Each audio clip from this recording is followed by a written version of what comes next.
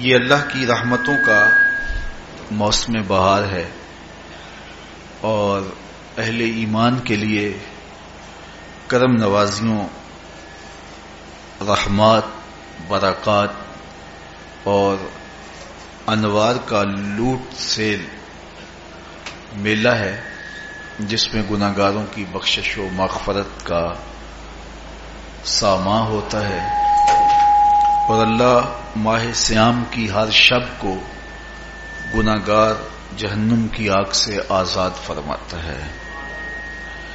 یہ بابرکت مہینہ اپنے دامن میں اتنی برکتیں لیے ہوئے جلوہ گر ہوتا ہے کہ رسول کریم صلی اللہ علیہ وآلہ وسلم نے ارشاد فرمایا، اگر لوگوں کو پتہ چل جائے کہ رمضان میں کیا ہے تو وہ آرزو کریں کہ پورا سال ہی رمضان رہے۔ اتنی برکتیں اور اتنی رحمتیں اللہ نے اس مبارک مہینے کے دامن میں ڈال دی ہیں۔ میں نے جو آپ کے سامنے آیت کریمہ تلاوت کی ہے، اس میں بھی اس مفہوم کو بیان فرمایا گیا کہ اے ایمان والو، تمہارے اوپر روزے فرض کیے گئے ہیں جس طرح تم سے پہلوں پہ فرض کیے گئے تھے۔ یا ایھا الذین آمنوا کتب علیکم الصیام کما کتب علی الذین من قبلکم۔ کیوں فرض کیے گئے؟ وجہ کیا ہے؟ لعلکم تتقون، تاکہ تم متقی بن جاؤ، تم پرہیزگار بن جاؤ۔ تو روزے کی فرضیت کا نتیجہ تقوی کا حاصل ہونا ہے، اتقاء کی دولت کا نصیب ہونا ہے۔ تو اس آیت کریمہ میں تین چیزیں بیان کی گئی۔ سب سے پہلی، اے ایمان والو، تمہارے اوپر روزے فرض کیے گئے۔ پھر دوسری بات، جس طرح تمہارے سے پہلوں پہ فرض کیے گئے۔ اور تیسری بات، تاکہ تمہیں تقوی کا نور نصیب ہو، تمہیں اتقاء کی دولت نصیب ہو۔ تو ایک تو روزے کی فرضیت کا حکم دیا گیا، اور دوسرا یہ تسلی دی گئی کہ یہ بھوک اور پیاس کی شدت تمہیں ہی نہیں کاٹنا پڑے گی، تم سے قبل بھی لوگ یہ عبادت کرتے رہے ہیں اور وہ اس مشکل عبادت سے تقوی کو حاصل کرتے رہے ہیں، اور تمہیں بھی ہم اس راستے سے تقوی نصیب کرنا چاہتے ہیں۔ علامہ حقی علیہ رحمہ نے لکھا ہے کہ ملک تحمور الثالث، یہ حضرت آدم علیہ السلام کی اولاد سے تیسرا بادشاہ گزرا ہے، اس کے زمانے میں قحط پڑ گیا تھا، تو اس نے اپنی قوم کو یہ حکم دیا کہ ایک وقت کا کھانا آپ کھا لیں اور ایک وقت کا کھانا بچائیں اور وہ قحط زدہ علاقوں میں بھیجیں۔ تو قوم نے اس حکم کو بصر و چشم قبول کیا اور ایک وقت کا فاقہ کاٹ کے اپنے ان بھائیوں کے لیے وہ کھانا بھیجتے جو قحط میں مبتلا تھے۔ قوم کی یہ ادا اللہ کو پسند آ گئی اور وقت کے نبی پر وحی کی گئی کہ تمہارے اس عمل کو ہم عبادت قرار دیتے ہیں۔ تو حضرت آدم علیہ السلام کے بعد متصل ہی یہ عبادت فرض کی گئی، اور پھر جتنی بھی ملتیں، قومیں اور امتیں آئیں، ان میں روزے کی تحسین کی گئی اور روزے کی تلقین کی گئی۔ پرانی جتنی بھی کتابیں ہیں، اناجیل ہیں، تورات ہے، اس میں روزہ داروں کی تعریف موجود ہے۔ اور حضور علیہ السلام جب اس دنیا پہ تشریف فرما ہوئے تو آقا کریم روزے کی فرضیت سے پہلے بھی روزے رکھتے تھے۔ ویسے روزہ سن 2 ہجری کو فرض ہوا ہے، شعبان المعظم کے مہینے میں، لیکن اس سے قبل بھی ایام 20 کے حضور روزے رکھتے تھے، اور اس کے علاوہ بھی مختلف ایام میں اللہ کے محبوب روزے رکھتے تھے۔ روزے کی فرضیت کے بعد حضور علیہ السلام کی زندگی میں کل 9 رمضان آئے ہیں، جس میں 7 29 کے تھے اور 2 30 کے تھے۔ یہ بات ذہن میں رکھیے گا کہ روزے 29 ہوں ثواب پھر بھی 30 کا ہی دیا جاتا ہے. تو زیادہ تر جو رمضان المبارک کے مہینے ہوتے ہیں وہ 29 کے ہوتے ہیں، 30 کے کم ہوتے ہیں. حضور کی زندگی میں 9 میں سے 7 جو ہیں وہ 29 کے ہوئے ہیں اور 2 30 کے ہوئے ہیں، تو ثواب پورے 30 کا ہی ہے. بعض لوگوں کو زیادہ ہی مسئلہ ہوتا ہے، 29 ہو جائیں تو یہ اللہ کا کرم ہے کہ روزہ رکھنا بھی نہیں پڑا اور 30ویں کا ثواب بھی مل گیا، لیکن وہ شور مچا دیتے ہیں کہ یہ روزہ کھا گئے ہیں. میرا نہیں خیال کہ کسی کو اپنے ذمے اتنی بڑی امت کا بوجھ لینے کی پریشانی ہو اور وہ خام خواہ ایک روزے کے لیے پوری امت کا بوجھ اپنے کندھوں پہ ڈال لے.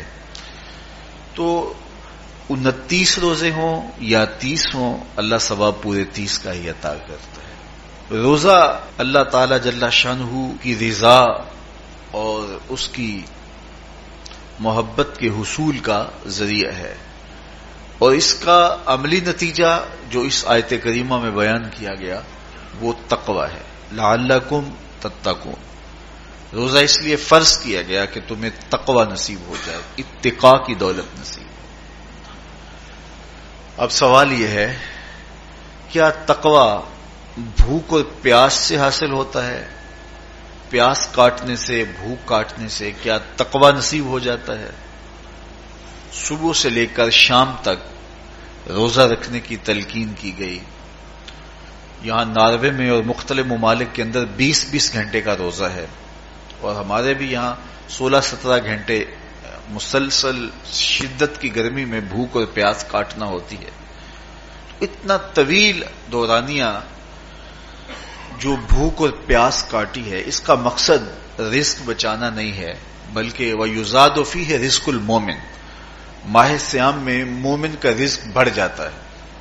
آپ اپنا بجٹ دیکھ لیجئے، باقی مہینوں کی نسبت ماہ سیام میں آپ کے اخراجات زیادہ ہوتے ہیں اور کشادگی ہوتی ہے.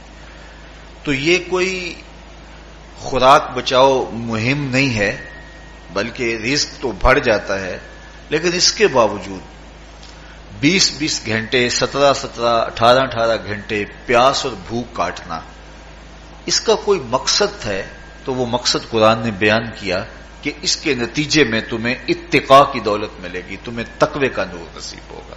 سوال یہ کھڑا ہوا، کیا بھوک اور پیاس کاٹنے سے تقوی مل جاتا ہے؟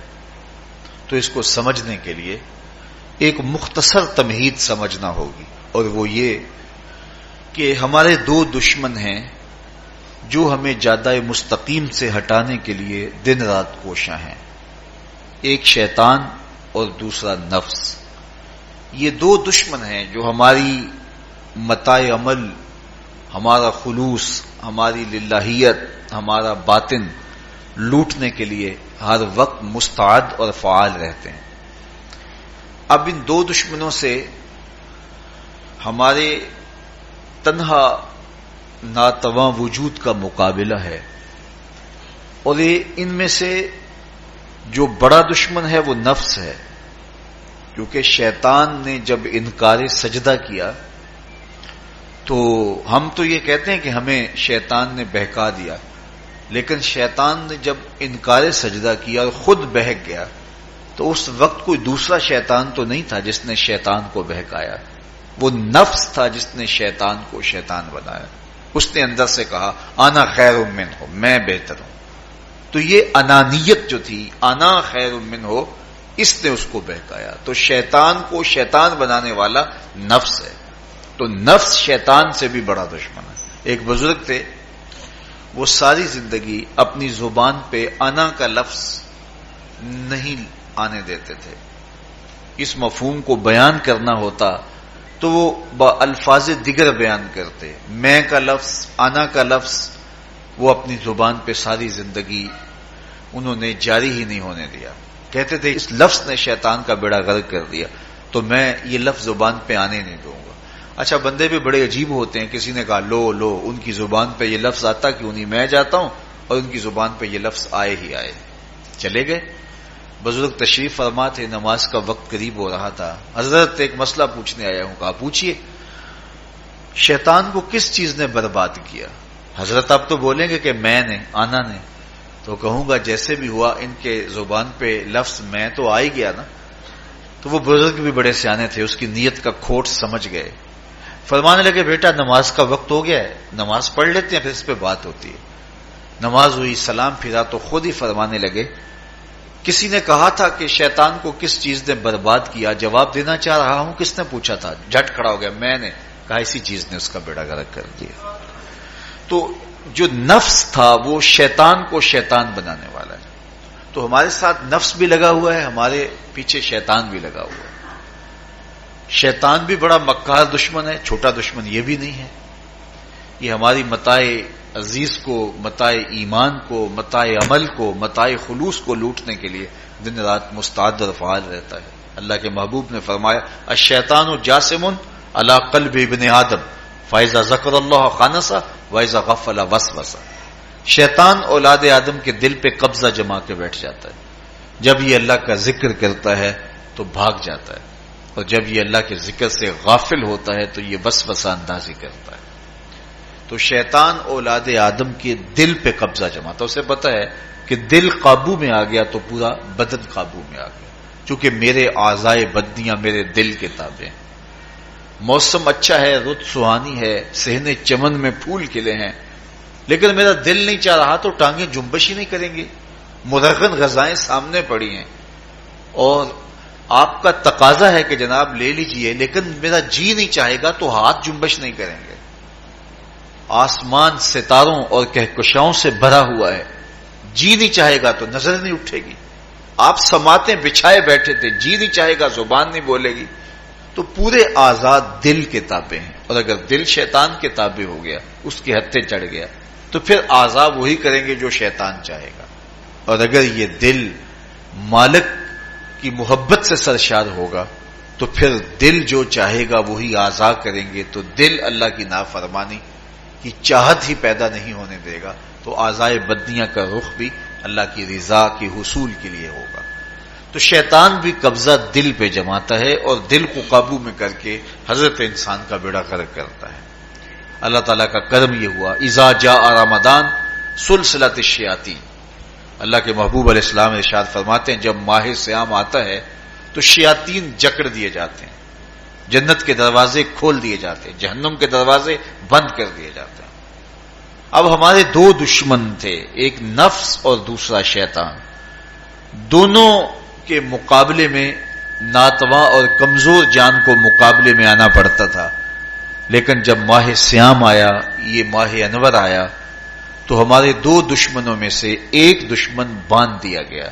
اب ہمارا مقابلہ صرف ایک دشمن سے رہ گیا.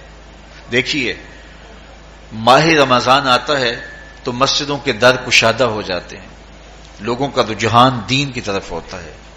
جو 5 نمازیں بھی نہیں پڑھتے ہوتے ان کو تراویح میں بھی کھڑا ہوتا دیکھتے ہیں.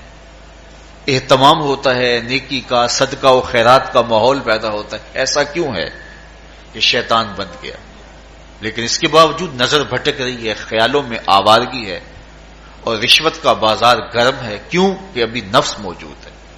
تو نیکی کا جو ماحول پیدا ہوا یہ شیطان کے بند جانے کی وجہ سے، اور برائی کا ماحول اب بھی موجود ہے یہ نفس کے موجود ہونے کی وجہ سے. تو ہمارے دو دشمن ہیں جو ہمیں زیادہ مستقیم سے ہٹاتے ہیں، ایک شیطان اور دوسرا نفس. اب جب ماہ صیام آیا تو شیطان باندھ دیا گیا. اب ہمارا مقابلہ صرف نفس سے ہے، اور یہ نفس شیطان سے بھی بڑا دشمن ہے. شیطان کو شیطان بنانے والا نفس ہے، اور وہ ہمارے ساتھ جڑا ہوا ہے. ماہ صیام میں شیطان تو بند گیا لیکن نفس نہیں بندھا. اب ہمیں اپنے نفس کو کمزور کر کے اور اپنی فتح حاصل کرنی ہے اور تقوی کی منزل کو پانا ہے. اب شیطان تو اللہ نے باندھ دیا، اب نفس کو کیسے باندھیں؟ تو آئیے نفس کی بندش کیسے ہوگی یہ کسی ایکسپرٹ سے پوچھیں گے کہ یہ کیسے اس کو باندھیں گے، اس کو کیسے قابو میں کریں گے. تو کسی ایسے شخص سے پوچھیں جو اس شعبے کا ماہر ہو. تو علامہ اقبال کے مرشد ملا جلال الدین رومی علیہ رحمہ کہتے ہیں آؤ تمہیں میں ایک معالج کا پتہ دیتا ہوں جو تمہیں اس بیماری کا علاج بتائے گا اور اس کی بندش کے طریقے بتائے گا۔ شیخ رومی علیہ رحمہ فرماتے ہیں ہفت شہر عشق را اتار گشت ما ہنوز اندر خمیں یک کوچام، عشق کے 7 شہر شیخ فرید الدین اتار گھوم چکے ہیں، اور میرے جیسا شخص عشق کے پہلے شہر کی پہلی گلی کے کونے پہ کھڑا ہے۔ اب اندازہ کیے کہ جن کا پتہ حضرت ملا جلال الدین رومی دے رہے ہیں وہ کس بلند مرتبے پہ فائز المرام ہے۔ فرمایا کہ وہ عشق کے 7 شہر گھوم چکے ہیں اور میں پہلے شہر کی پہلی گلی کی نکر پہ کھڑا ہوں۔ اب شیخ فرید الدین علیہ رحمہ سے پوچھئے کہ شیطان تو بند گیا، اب نفس کا وبال ہمارے اوپر پڑ رہا ہے اور ہم اس کے باوجود ماہ صیام کے اندر گناہوں میں منہمک ہیں، تو ہمیں بتایا جائے کہ اس نفس کا علاج کیسے کیا جائے، ہمیں آپ کا پتہ بتایا گیا ہے۔ تو شیخ فرید الدین اتار بولے نفس نتواں کشت اللہ باسے چیز بات گوئم یاد گیرش اے عزیز، نفس نہیں مرتا لیکن اگر 3 اسلحے تیرے پاس ہوں تو یہ ٹھہر بھی نہیں سکتا۔ وہ 3 اسلحے کون سے ہیں؟ خنجر خاموشی و شمشیر جو، نیزائے تنہائی و ترک ہجو۔ خاموشی کا خنجر، بھوک کی تلوار اور تنہائی کا نیزہ، یہ 3 اسلحے ایسے ہیں اگر تو یہ لے کر کے نفس پہ ٹوٹ پڑے تو پھر نفس کا مقابلہ تیرے لیے آسان ہوگا۔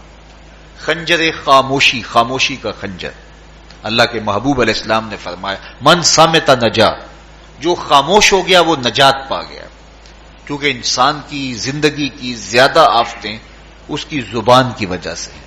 آپ اپنے گناہوں کا اور میں اپنے گناہوں کا اگر احتساب کروں تو ہمیں سب سے زیادہ گناہ زبان کے ملیں گے۔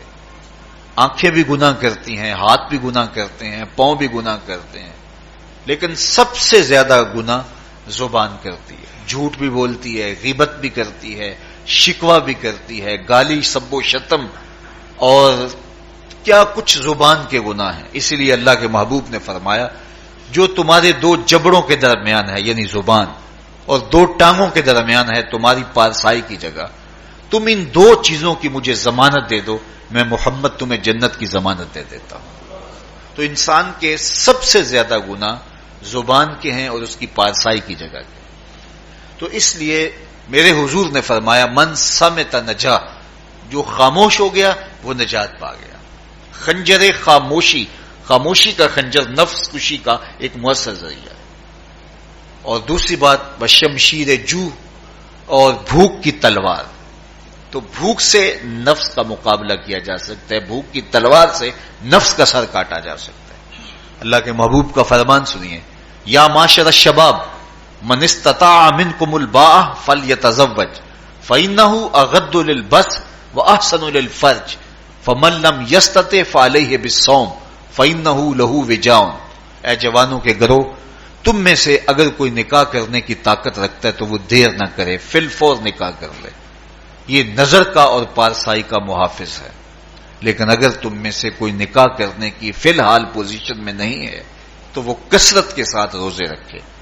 روزے قاطع شہوات ہیں، تو بھوک سے نفس کو جو ہے وہ روکا جا سکتا ہے، اس کو لگام ڈالی جا سکتی ہے۔ تیسری بات نیزہ تنہائی، تنہائی کا نیزہ، تو فرمایا گیا کہ العافیت فی العزلہ، کہ تنہائی کے اندر ہی عافیت ہے۔ جب مجلسوں میں غیبت کی بدبو پھیلتی ہو اور چغلی کا ماحول معاشرے کا جزو لا ینفک بن جائے اور مجالس کے اندر نظروں کی پاکیزگی کا قائم رہنا مشکل ہو جائے اور انسان کی زندگی کے اندر گناہوں کا بہت بڑا سبب مجلسی زندگی ہو تو پھر اس سے تنہائی بہتر ہے۔ حضرت شاہ نقشبند بخاری فرماتے ہیں کہ فقیر کے لیے سب سے اچھی جگہ اللہ کا گھر مسجد ہے، یا کسی کامل صالح شخص کی صحبت ہے، اور یا پھر تنہائی ہے۔ چوتھی جگہ ہلاکت کے علاوہ اور کچھ نہیں ہے۔ ہمیں اپنے کاروبار میں، اپنے معاملات میں، اپنی ملازمتوں میں جانے کی تلقین کی گئی تو وہاں یہ تلقین کی گئی کہ دیر سے جاؤ جلدی واپس آ جاؤ، اور مسجد میں جاتے ہوئے تلقین کی گئی کہ جلدی جاؤ اور دیر سے واپس آؤ. لیکن ہم مسجد کے دروازوں پہ جب دور موجود میں رش دیکھتے ہیں کہ لوگ بہت جلدی نکلنا چاہتے ہیں، حتیٰ کہ کندھوں سے کندھے ٹکرا رہے ہوتے ہیں کہ جلدی سے باہر نکل جائیں، حالانکہ وہ عافیت کی جگہ ہے، 2 منٹ زیادہ بھی ہو جائیں تو کوئی حرج نہیں ہے. اور ایسے لوگوں کو بھی نکلنے میں جلدی کرتے ہوئے دیکھا ہے کہ لگتا تو یہ تھا کہ شاید یہ انہوں نے کسی ضروری کام پہ جانا ہے، لیکن باہر نکل کے بازار میں پھٹے پہ بیٹھے تھے اور مسجد سے نکلنے کی جلدی بہت تھی. تو مسجد میں جلدی جاؤ اور دیر سے واپس آؤ، اور بازار میں دیر سے جاؤ اور جلدی واپس آؤ. لیکن ہمارے رویے اس کے برعکس ہو گئے. تو تنہائی میں عافیت ہے، خاموشی میں عافیت ہے، اور بھوک میں عافیت ہے، اور یہ ساری چیزیں روزے میں میسر ہیں. فرمایا تم سے اگر کوئی شخص الجھے، بحث کرے، لڑائی کرنا چاہے تو تم اسے کہو انی صائم، میں نے روزہ رکھا ہوا ہے. اسی طرح جو ہے وہ روزے سے آپ کو یکسوئی ملے گی، قرآن مجید کی تلاوت کا ماحول ہوگا اور تم بھوک کاٹو گے. اور یہ تینوں چیزیں تمہارے نفس کو کمزور کرنے والی ہیں. شیطان بند گیا، نفس کمزور ہو گیا، اور جب نفس کمزور ہو گیا، کمزور ہوتا ہے یہ نفس مرتا نہیں ہے. یہ تو کوئی ہے باج فقیراں کسے نہیں ماریا، باہو ظالم چور اندر دا. یہ اندر والا چور جو ہے وہ اتنی آسانی سے قابو آتا ہی نہیں ہے، یہ پھر سر اٹھا لیتا ہے. اس کو جتنا کچلو یہ کچھ عرصے کے بعد تھوڑی سی خوراک ملتی ہے تو پھر سر اٹھا لیتا ہے. حضرت باجید بستامی کہتے ہیں میں نے اپنے نفس کو ایک دن کہا کہ میں تجھے خوراک بھی نہیں دیتا اور تو پھر بھی موٹا تازہ ہے.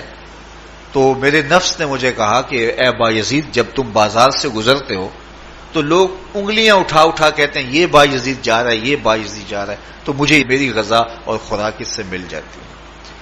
تو یہ خوراک ہوتی ہے نفس کی. تو نفس بہت ظالم ہے اور ساری زندگی اس سے لڑتے ہوئے گزرتی ہے. وہ کسی نے کہا تھا نا تمام عمر طوفان سے کھیلتے گزری، نیا کے ڈوبنے کا ڈر بھی رہا.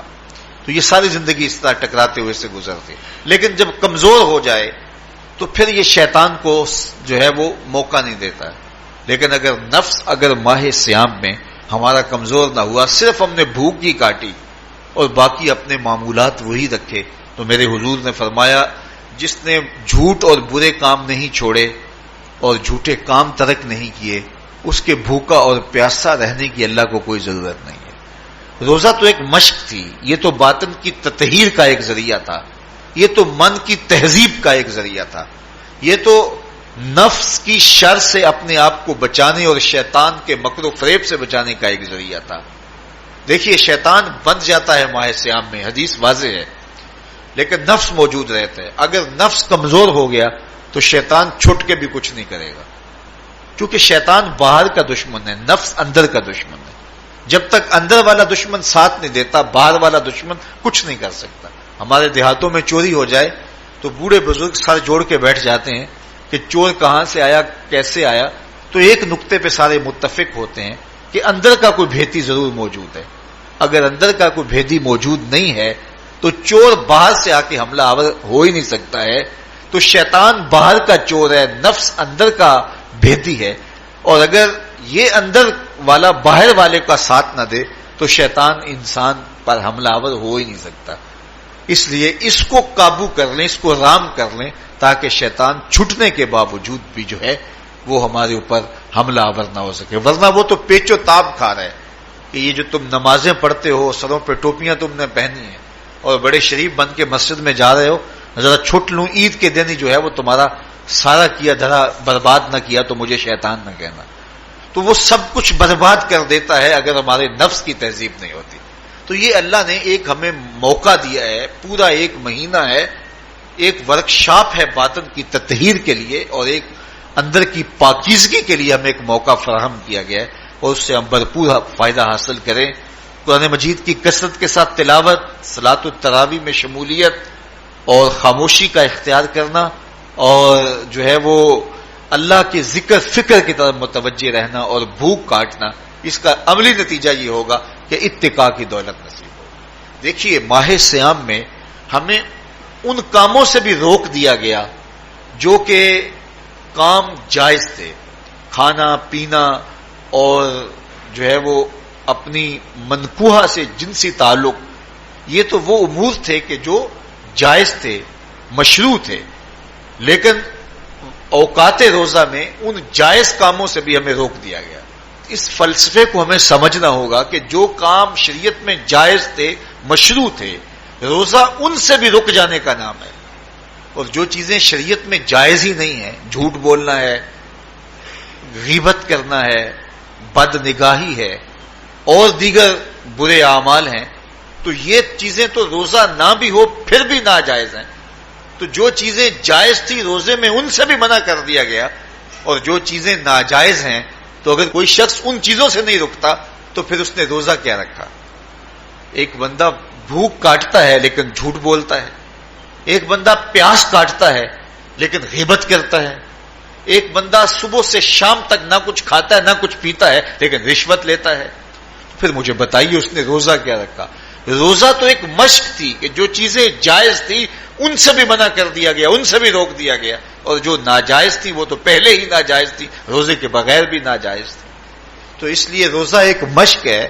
ہمارے سامنے مرغن غذا موجود ہے، ہمارے پاس سامنے ٹھنڈا مشروب موجود ہے، اور ہمیں مشق کرنے کی تلقین کی گئی کہ تمہیں بھوک ہے، شدت کی پیاس ہے، لیکن صبر کر کے دکھاؤ تم نہیں لوگے، یہ تمہاری مشق ہے.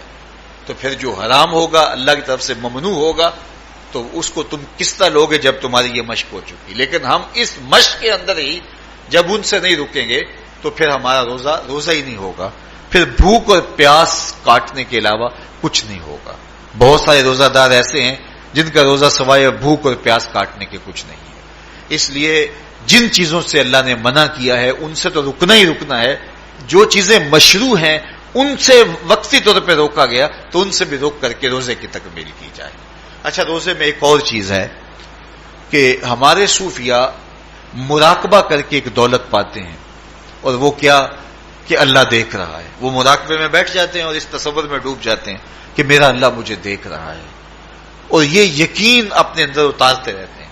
اس کا نتیجہ یہ ہوتا ہے کہ پھر گناہ کرنا مشکل ہو جاتا ہے. یہ تصور جب بندے کے ساتھ جڑ جاتا ہے کہ میرا اللہ مجھے دیکھ رہا ہے. ماہ سیام میں یہ دولت اللہ بانٹ دیتا ہے. جو مراقبے سے صوفیاء حاصل کرتے ہیں، اللہ تعالیٰ اس دولت کو اہل ایمان پہ چھڑک دیتا ہے. کڑکتی دھوپ، برستی گرمی، زبان کانٹا، ہونٹ خشک، ٹھنڈا پانی دستیاب، دروازہ مکفل، کوئی دیکھنے والا بھی نہیں ہے، لیکن بندہ ایک گھونٹ بھی نہیں پیتا، وضو کرتے بھی احتیاط کرتا ہے کوئی قطرہ حلق سے نیچے نہ اتر جائے، کیوں کہ میرا اللہ مجھے دیکھ رہا ہے.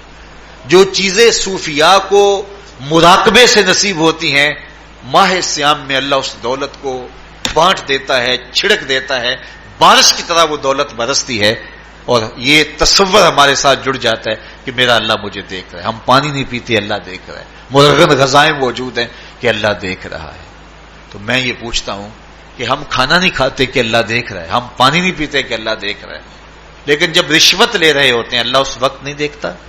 جب نظر بھٹک رہی ہوتی ہے اللہ اس وقت نہیں دیکھتا؟ جب خیال بہک رہا ہوتا ہے اللہ اس وقت نہیں دیکھتا؟ جب سوچوں میں آوارگی آتی ہے اللہ اس وقت نہیں دیکھتا؟ تو یہ صرف وہ کھانے اور پینے کو ہی دیکھ رہا ہے، باقی امور زندگی کو نہیں دیکھ رہا. اور وہ کیا صرف رمضان میں دیکھتا ہے، غیر رمضان میں نہیں دیکھتا؟ تو یہ جو نور اترا تھا ماہ سیام میں، اس کو اپنے اندر اگر جذب کر لیا جائے تو زندگی سنور جاتی ہے. جو مراقبوں سے حاصل ہوتا تھا ماہ سیام میں، وہ میںہ کی طرح برسا، اور ہم اس کے اپنے اندر سمو لیں، جذب کر لیں، تو نتیجہ یہ ہوگا کہ ہماری زندگی نور نہ لا نور ہو جائے گی. اور یہ تصور جب انسان کی زندگی میں جم جائے تو یہ گناہوں سے روکنے کا مؤثر ذریعہ ہے کہ میرا اللہ مجھے دیکھ رہا ہے. مجھے بتائیے اس سے بڑا ہیجان انگیز بھی کوئی منظر ہو سکتا ہے کہ حسن کی پتلی ہے، اور جو ہے وہ اس کی ایک ایک ادا اور اشوے سے قیامتیں پھوٹتی ہیں، اور وہ خود جناب یوسف کے سامنے اپنے حسن کو پیش کر رہی ہے. 7 دروازے بھی مکفل ہیں، بت کے اوپر بھی کپڑا ڈال لیا، اور زلیخا حضرت یوسف کو خود کہہ رہی ہے، طالق یوسف اب تو آ جاؤ نا ذرا.